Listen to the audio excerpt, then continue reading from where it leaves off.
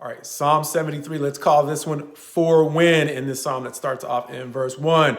God is good to Israel, but in verses 2 through roughly 12, he's going to say, I got a problem. And that is, I almost stumbled. Why? Because I envied the arrogant when I got a chance to see the prosperity of the wicked, the way in which they seem to have no pangs until death. They are in abundance, showing it outwardly. And they don't seem to have the same kinds of troubles that everyone else has.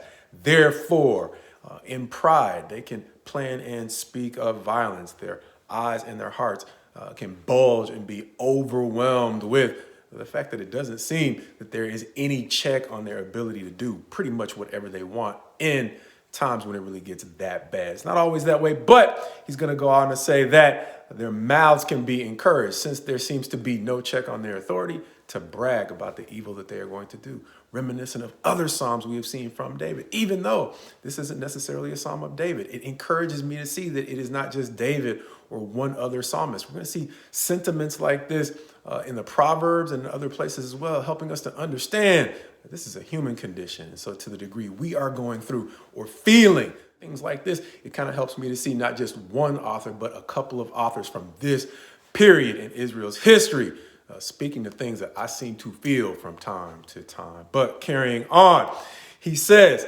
because they have such free reign to basically do whatever unchecked, God's people turn to them and seem to find no fault in them. As the psalmist seems to then look in the mirror and say, all in vain have I kept my hands and my ways clean because I have been stricken all day and rebuked every morning. And he's going to seem to say, for what? As he goes on into the next set of verses, those verses being 13 through 15, now moving on to 16 through 20, he is going to say, but when I tried to understand it, it didn't get better. He didn't seem to understand it. It just seemed like it was wearisome to try to wrap his mind around it until he went into the sanctuary of God, at which point he began to get what seemed to be at least some clarity, where he's going to say he discerned their end, that God sets them in slippery places where they eventually fall to ruin and can be destroyed in a moment, as we have talked about that distinction between time and speed. This seems to be another psalm that helps us understand that a person who has been waiting for a while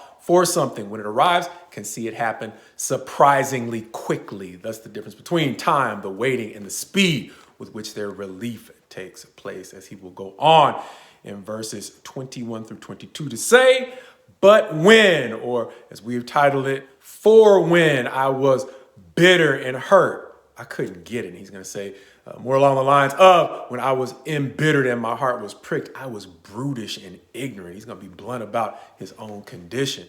Before going on in verses 23 through 28 to say, nevertheless, I was continually with you. Why? Who or to where else or to what else would I go? He's going to observe that those who are far from God eventually descend into destruction or failure, even though for him, he's going to say it was good for me to stay near God, because this psalmist, like David and a few others that we have seen, seems to have a confidence in God that most people would have in public transportation. The difficulty in waiting on God, though, is we don't always know when he will come around. However, these authors have the confidence to still know that much like folks trust the bus route, God will still come through for them. And that goes back to something we saw in a previous psalm, Psalm 69, where the psalmist simply prayed at an acceptable time, Lord, please open my eyes to see your answer, which is so crucial to what this psalmist seems to notice as well when he says, when I was bitter and hurt, I couldn't see it. So one of the things that the psalm seemed to remind me is that in those times when I am bitter and hurt, waiting on something that seems to take God forever to resolve, one of the first things that might help me to do is some counsel I've heard from another minister, and that is be careful making decisions when you are in emotional distress.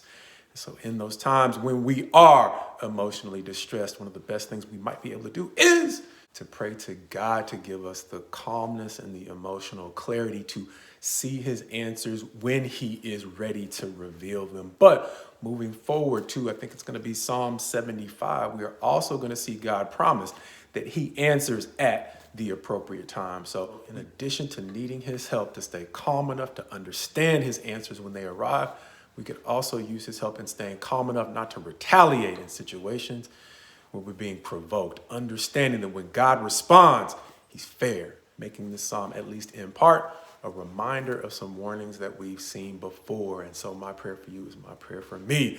To the degree that we are waiting on God, may he, one, help us trust him at least as much as some folks would trust public transportation. And God willing, while we wait, that we not either mess up our ability to understand what he is about to tell us or mess up his response by the ways we are provoked while we